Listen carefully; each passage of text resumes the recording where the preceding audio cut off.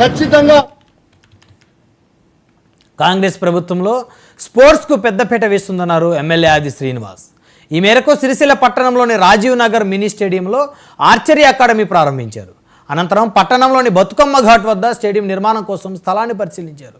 రాష్ట్రంలో archery academy Sircilla జిల్లా కేంద్రంలో ప్రారంభించడం అభినందనీయమన్నారు. ప్రజాప్రభుత్వంలో కోరుట్ల, వేములవాడ, సిరిసిల్ల ప్రాంతాల్లో 5 ఎకరాల స్టేడియం నిర్మాణం కోసం మంజూరు చేయడం జరిగిందన్నారు.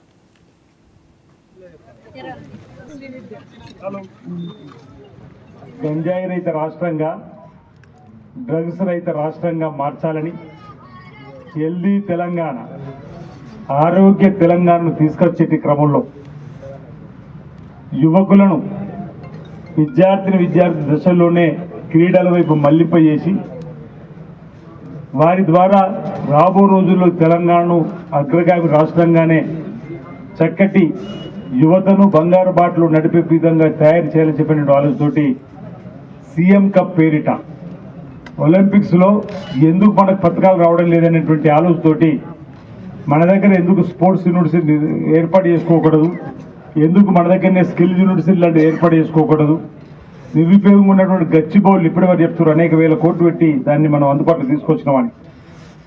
ఈ విధంగా గ్రామీణ స్థాయిలో ఉన్నటువంటి క్రీడాకారులు కూడా మెరికల్ లాంటి యువ క్రీడాకారులను కూడా తయారు చేసుకోవడం కోసం తప్పనిసరిగా సహకారం అందించాలని చెప్పండి. కాబట్టి రాబోయే రోజుల్లో మా ఆలోచన ఒకటే, ప్రతి ఇంటి నుంచి పిల్లల్ని స్పోర్ట్స్ సైడ్ మరలించాలి. మనం మరిస్తే ఈ మందుకు, మద్యానికి, లేకపోతే ఈ మత్తు పదార్థాలకు బానిస కాకుండా ఉంటాం. గత 10 ఏళ్ళు సాయంత్రం 6 కాగానే నిన్నగా తాగడికనే నేర్చుకున్నారు చాలా మంది. కానీ కలకత్తాకు మేము పోయిన గ్రౌండ్ చూడడానికి, ఆడ చాలా మంచి వ్యవస్థ, నాకు చాలా మంచిగా నచ్చింది. అది సాయంత్రం 6 గంటలకు కాగానే స్కూల్కి పోయేటోడు స్కూల్కి పోతాడు, కాలేజీకి పోయేటోడు కాలేజీ నుంచి ఇంటికి రాగానే, ఈ ఆఫీస్ నుంచి వచ్చిన వాళ్ళు కూడా 5:30కు రాగానే ఇంట్లో వాళ్ళ పనులన్నీ పెట్టేసుకొని గ్రౌండ్కి వచ్చేస్తారు.